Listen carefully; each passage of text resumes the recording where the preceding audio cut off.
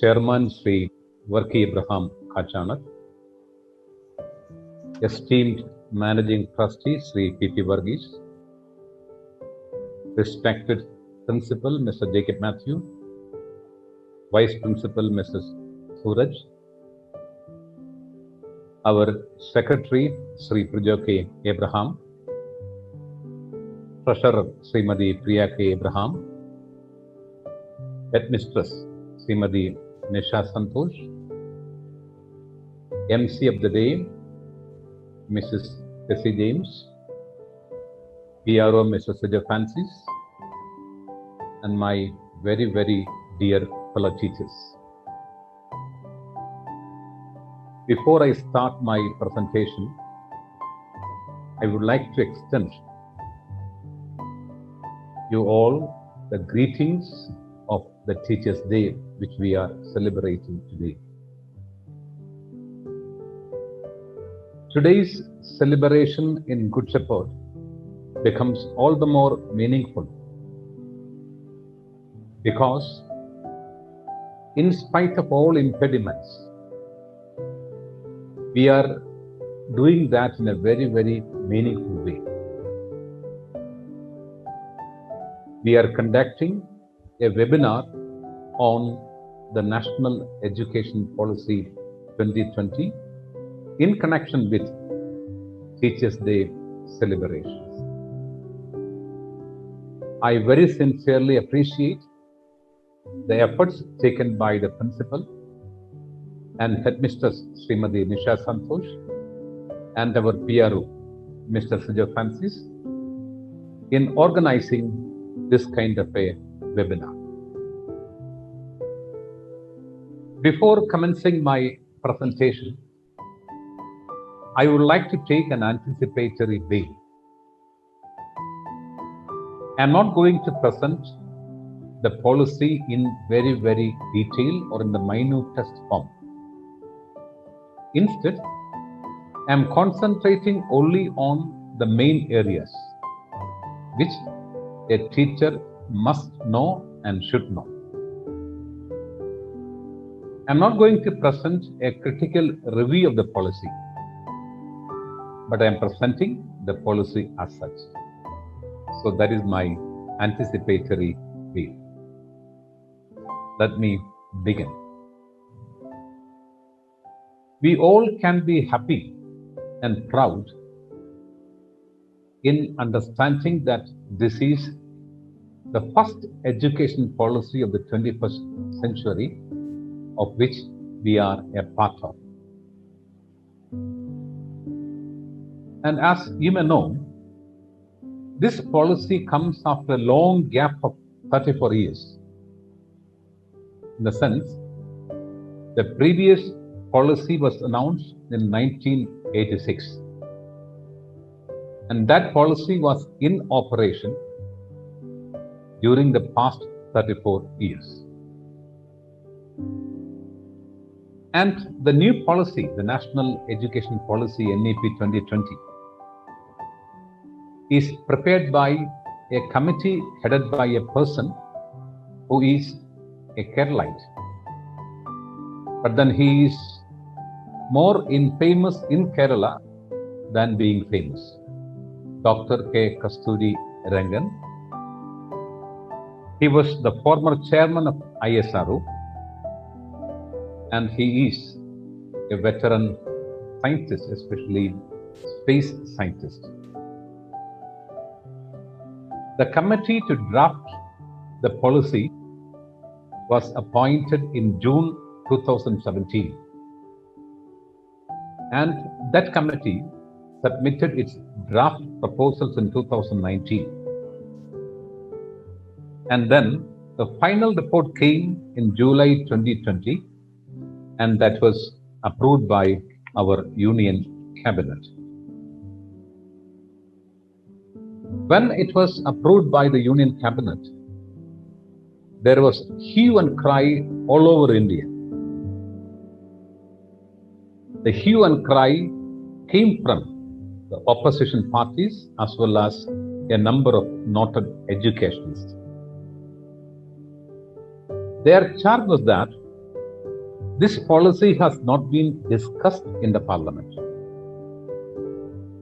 Whatever it be, the central government is going ahead with these proposals.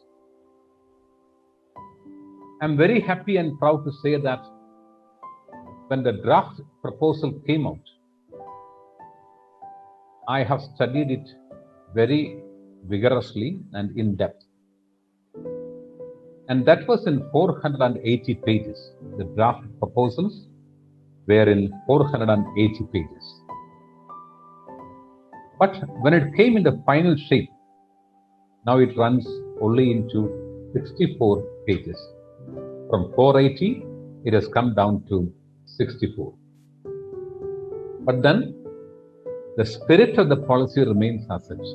There is not much change from the draft to the policy.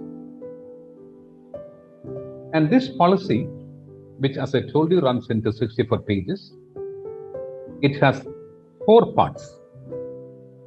And school education, I'm dealing with school education only today, and school education comes in the first part. The policy begins with some very beautiful as well as meaningful statements, saying that education is fundamental for achieving full human potential. We teachers know it very well. Human potential cannot be developed without education. But here, the stress is on full development of the human potential. Without education, we cannot develop an equitable and just society. So to develop a just and equitable society, we need to have education. Without education, there won't be any national development. The importance of the policy is that India will be having the maximum number of youth in this century, especially in the next decade. More than 50% of our population will be youth. So this policy is going to touch the lives of more than 50% of the population. That shows the importance and validity of the policy like this. We all know that after globalization, the post-globalized era, lot of changes have taken place all over the globe, in all the spheres of life. The nature of employment has changed. Global economic ecosystem has changed. And in order to meet the requirements of these changes, we need to have a new type of education. The present system of education that we are following will not help us or help our children to meet the standards of the present day demands. So we need to have a different type of education which shall be more experiential, holistic, integrated, discovery-oriented, learner-centered, discussion-based, flexible, and above all, enjoyable education. The last point, enjoyable education. I think there lies the beauty of this policy. All over the policy framers, they are firmly of the opinion that education must be an enjoyable experience for our children. So they are visualizing that kind of an education through this policy. And the NEP rests on 5 pillars, which can be called the foundational pillars of NEP, the foundational pillars. One is access, 2 is equity, 3 is quality, fourth one is affordability, and fifth one is accountability. These are the 5 pillars of the national education policy. One is access, second one equity, third one quality, fourth one affordability, and fifth one accountability. So, as I told you, the whole policy rests upon these pillars. Now, we will go into the other details of the NAP. The policy begins with a very interesting as well as futuristic premise. It is like this: education is fundamental for achieving full human potential, developing an equitable and just society, and promoting national development. I have explained that. That is the beginning of the policy statement. The importance of the policy is that the policy framers, they have understood the need of the time. What is the present ecosystem of the world? What is the nature of job requirements available in the world? And then what type of education is needed for that? So, need has been understood. The nature of education in the new environment, it has to be very special. It has to be quality oriented. And so, throughout, the stress on quality is very, very visible. Apart from that, the policy has also taken into consideration skill development, and then cognitive skills, including foundational skills of literacy and numeracy. Another strength of this policy is that it attaches great importance to foundational skills of literacy and numeracy. We all have gone through similar experiences where a student studying in standard 8 or 9 or 10 doesn't know the mathematical tables, doesn't know the alphabets, either in Malayalam or in English. But this policy is giving great importance to foundational literacy as well as numeracy. It is also giving importance to soft skills, that is social as well as emotional skills. Why is it giving importance to soft skills? Because after all, education is for living. Along with that, it must give a life to. When education becomes life-oriented, people need to have social as well as emotional skills. Otherwise, they may be educated, but they will be a flop or a failure in their mind. So even that need has been understood. And the policy framers is envisioning globally best education system in the country. They are not simply targeting an education, a quality education meant for this country alone. No. They are of the opinion that education available in India must be globally best. At the same time, it should have strong roots in the Indian ethos. It must be a kind of gaining power from the Indian ethos. Ultimately, the aim of this policy is to transform India into a global knowledge superpower. A global knowledge superpower. So, with this, the introduction part is over, and we are entering into the part dealing with school education. which, as I told you, is part 1. I would say, if you ask me, which is the area that you like most in this policy as such? Suppose somebody asks me that kind of a question, I would say it is the importance given to early childhood care and education. Early childhood care and education. They call it ECCE, Early Childhood Care and Education. Till now, or even now, early childhood education has not been formalized. It is not a formal system that we are following.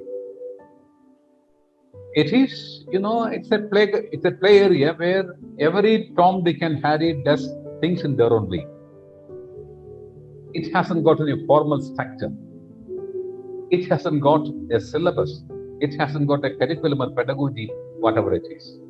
It is becoming everybody's cup of tea. But then, from now on, early childhood education has become highly formalized.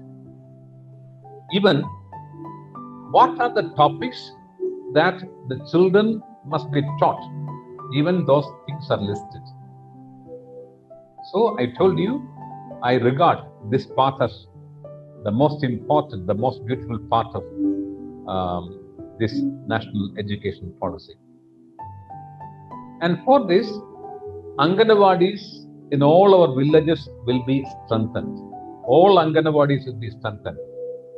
It will be made more professional with all infrastructural facilities. And Anganwadis will work along with the primary schools. So that area becomes highly formalized. And as I told you in the introduction, great importance is given to foundational literacy and numeracy. The policy is of the opinion that by grade 3, all the children in India, they must have a very strong base, a strong foundation in literacy as well as numeracy. That's why I told you this is the most beautiful part of this policy. But then the policy is not giving importance to the knowledge part alone. Health of those children, early childhood, early children, health and nourishment matters are also addressed. So with all this, learning will become an enjoyable experience. Another problem that India is facing is that of dropouts. Maybe when they come to standard 5, somebody will drop, some people will drop. When they come to standard 8, again there are dropouts. When it comes to 10, there are again dropouts. Careful measures are given in this policy in order to check dropouts. So that is taken care of, because when somebody is going out of the school, that much resource is in waste for the nation. So that cannot be tolerated. So dropout issues are very seriously considered. This policy is coming out with restructuring of schools. The present structure of education in India, as you all know, is the 10 plus 2 plus 3 system. 10 years of schooling, then 2 years of higher secondary, and then 3 years of degree, 10 plus 2 plus 3. But this NEP 2020 has come out with a new design, a new structure, that is 5 plus 3 plus 3 plus 4. I repeat, the new structure that is suggested is 5 plus 3 plus 3 plus 4. I'll explain that. What is 5? The first 5 years, the first 5 years, the foundational stage. That is the foundational stage. which includes 3 years of preschool and grades 1 and 2. So up to class 2, it goes under the foundational stage, that is the first 5. I repeat, it is 5 plus 3 plus 3 plus 4. And in the first 5, 3 years of preschool plus classes 1 and 2. That is the first 5. Then the second 3, 5 plus 3, that is what they call the preparatory stage. And there, classes 3, 4 and 5 are included. 3, 4 and 5. Then the next 3, that is the middle class, the middle stage. There, classes 6, 7 and 8. 6, 7 and 8. Then come the last 4 and high school or secondary. They call it high school or secondary. There, grades 9, 10, 11 and 12. They are included. I repeat, the first 5 in the foundational stage, the 3 years of preschool plus classes 1 and 2. Then the preparatory stage, that is the second 3, classes 3, 4 and 5. The next is middle, that is again the next 3, classes 6, 7, 8. And the last 4, that is the high school or secondary, classes 9, 11, 9, 10, 11 and 12. So this is the new structure promulgated by or suggested by the National Education Policy 2020. And with regard to learning, what is happening to learning now? I know it very well. It's all memory capacity, and then remembering that, writing the exam and getting it passed colorfully. There will be a shift in that. The shift from rote learning to learning how to learn is a welcoming step. The system of rote learning, what we are practicing now, will come to an end. And students will learn how to learn. That is an interesting part of this policy. Nowadays, in all the schools, there are curricular activities and co-curricular activities. Hereafter, there will be only one activity in all the schools, that is curricular activity. There won't be hard separation between curricular, co-curricular, arts and science and humanities, etc. There won't be any hard separation among these. An importance is given to the classical languages of India as well as foreign languages. It's all optional. They need to study it if they desire so. And along with this, a number of contemporary subjects are also introduced. The present day subjects, the high-stake subjects of the day, that is artificial intelligence, design thinking, holistic health, organic living, etc. These will be part of their curriculum. And textbooks will be given to all students. Quality textbooks will be given to all students at the lowest cost possible. That is also very welcoming. Coming to board exams will not be taxing. Will not be taxing at all.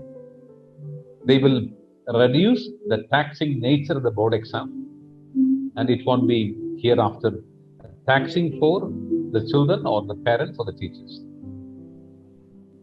There will be 2 levels of learning, standard and higher. Students can opt whether they want to go for standard learning, okay, they go for it. Suppose they are competent enough, they want to go for higher learning, okay, they are okay, they can go for that. And it's very interesting, and especially to me, and almost all the teachers, great importance is given to club activities in the schools. The number of clubs have even been listed. So they are making sure that curricular activities include club activities too. So there must be literary club, science club, mathematics club, lot of clubs like that, and they have to function smoothly in all the schools. And steps for increasing the higher status of teaching profession, that is very, very welcoming, because it goes without saying that no nation can rise above the level of its teachers. So the level of a nation is decided by the level of the teacher or the teachers. That has been clearly understood, and there are steps suggested for reviving the status of teaching profession. One or two I will mention. Nowadays, who is going for a B.Ed course? We need to do some kind of introspection for that. Some students, I won't say all, I will never say like that. Some students go for a B.Ed if they don't get admission in some other course. So usually what happens is this: the talented ones, the most intelligent ones, they are not coming to the teaching profession. They go somewhere, they may be working in a bank or some other organization, whatever it may be, but then they're not coming to the teaching field. So the policy is coming out with a suggestion that excellent students shall be attracted to teaching profession by offering scholarships. The excellent ones, the cream, they must come to the teaching profession. Only they can groom the cream ones. Only they can nourish the cream ones. So they have to be attracted to teaching profession by offering scholarships. And there will be continuous professional development program for teachers. Once you become a teacher, don't think that is the end of it. Continuous training programs, continuous monitoring programs. It is said that a teacher will have to do minimum 50 hours of self-development programs or career development programs in a year. And once you enter the teaching profession, don't think that you will get tenure-based promotion. Maybe after 10 years, you will go into another grade. After 2 years, you will go into another grade. Not like that. Hereafter, there will be only merit-based promotions and salary structure. Only merit will be counting. Only merit will be counted. And your salary structure will depend upon your merit. This is brought in order to attract the talented ones to the teaching profession. B.Ed course will be restructured. There will be a total restructuring of B.Ed course. Total restructuring. They will be asked to learn the new subjects, plus lot of technology inclusion will also be added to B.Ed course. Socially and economically disadvantaged groups, they will be given special consideration, and in order to attract girls more to education, the policy is coming out with Gender Inclusion Fund. It is mainly to attract girl students to education. The policy is suggesting Gender Inclusion Fund.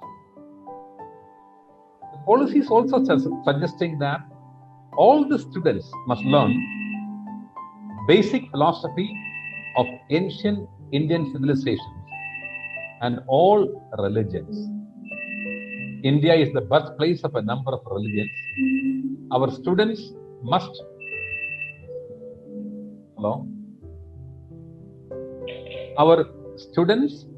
have an idea about the basics of all religions. That is also a welcoming step. A novel, we cannot call it novel, it is an old idea. The policy again comes out with that idea called establishing school complexes. At present, we don't have any school complex or school cluster. Maybe in some place it is there. But then, this policy is coming out with the new idea, that is starting school complex. What do you mean by school complex?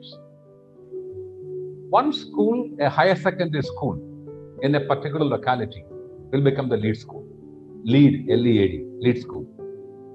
And all the other schools in that locality will come under this. And there will be resource sharing among the schools which are members of the school complex. For example, all schools did not appoint a physical education teacher or a yoga teacher or a music teacher or a counselor and people like that. Such resources can be shared. One school may be having an advanced physics lab. Another school may be having a very advanced zoology lab. Another school may be having the state-of-the-art computer lab. Such resources can be shared among the member schools of the school complex. That is also an idea put forth by this commission. And this policy is coming out with a suggestion for setting up 4 bodies, BODIES, 4 bodies. One for policy making, one for operations and service provisions, one for standard setting, and one for academic works. That means the policy making body has only one responsibility, that is making policy, that's all. Operations and service provisions, they will look into service matters of the teachers, only that. Another body will look into setting standards of the institutions, and only that. And the 4th one will deal only with academic matters. So that there are no overlappings. Each one will prove within its sphere, and that will be advantageous to school education. I'm coming to the end of it. I'm presenting it in a very natural way.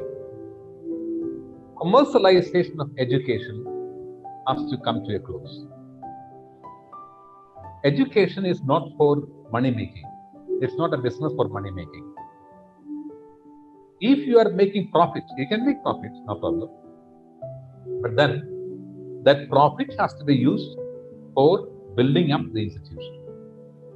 So commercialization has come to a close, and the policy is also suggesting that. And one of the radical recommendations given by this commission is that review of the RTE Act. RTE stands for Right to Education Act. So now they are saying that from 6 to 14, they are telling that has to go down to 3 and go up to 18. Now, all children in India between 6 and 14, they are eligible to get free and compulsory education. Free and compulsory education. That is their right. But this policy is coming out with a suggestion that the lower age, that is 6, it has to be brought down to 3. The upper age 14, it has to be taken up to 18. So all children from 3 to 18 have the right to get free and compulsory education in India. That is a suggestion put forth by this committee. And along with this, coming to the last one, along with this, careful attention is given to the safety and rights of children. The safety of children is in peril nowadays because of various reasons. They are looked into. The rights of children, children have got their own rights. That is also looked into. Especially that of the safety of girl children need to be looked into. It has to be addressed. So these are, in short, the highlights of the National Education Policy regarding school education. I am sure these changes will bring drastic changes in school education in our country. Very soon we will start its operation, very soon. And they are telling that by 2040, in 20 years, all the suggestions given in this policy pertaining to school education and college education will be done by 2040. By 2030, majority will be in operation. By 2040, everything will be in operation, and then they'll go for a review. But then, don't think that by bringing out a policy, everything will be synced. What the government can do is, they will come out with the rules and regulations based on these policies. And the teachers have the right and obligation, legal right, to follow the rules and regulations stipulated by the government. But then, everything depends upon the commitment of the teacher. Everything. The service mindedness of the teacher. Everything depends upon how the teacher likes her profession. Everything depends upon the passion of the teacher. So, a policy can come in no time, in 2 years it has come. It will remain. But then, the spirit of the policy has to be upheld by the teaching community of the country. If we are not owning that, if we are not upholding the spirit of this policy, that will be a great lapse from the part of the teachers. Let this Teachers' Day give us the power to uphold the spirit of the national education policy, especially with regard to school education. I wish you the very best. Once again, I thank and congratulate the principal, Mr. J.K. Matthew, Headmistress, Srimati Nisha Santosh, the comparer, Srimati Tessie James, and our PRO, Mrs. Suja Francis, for making all the arrangements behind this presentation. I especially thank our Secretary, Prajo K. Abraham, son of our chairman, for giving us the necessary technical support. Thank you. Jai Hind.